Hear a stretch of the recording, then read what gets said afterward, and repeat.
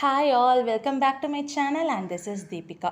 Tuesday evening செம்ம கிளைமேட்டாக இருந்துச்சு. சென்னையில் இருந்தவங்க மற்ற ஊரில் எனக்கு எப்படின்னு தெரில, பட் சென்னையில் நான் இருந்த ஏரியா ரொம்பவே நல்லா இருந்துச்சு. மே மந்த் ஃபுல்லாகவே இந்த வெயில் வந்து நம்மளை ரொம்ப டார்ச்சர் பண்ணிட்டாங்க.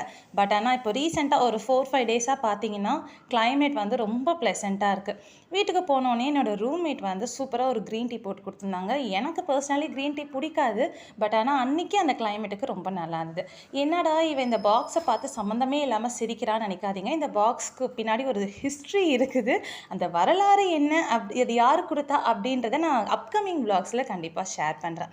நமக்கு என்ன தான் நம்மளோட டே வந்து ரொம்ப மோசமாக போனாலும் அதை வந்து ஃபுட்டில் காட்டக்கூடாதுன்றதை அன்றைக்கி நான் ரொம்பவே புரிஞ்சுக்கிட்டேன். அந்த கோவத்தோடையே குக் பண்ணும் போது ஆனியன் தாறுமாறாக கட் பண்ணேன். தோசை பார்த்திங்களா எப்படி போயிருக்கு அப்படின்ட்டுன்னு. But whatever it is, chutney ரொம்பவே நல்லா வந்திருந்தது. ஷேடோ பார்க்க எனக்கு ரொம்பவே பிடிக்கும். Bye all.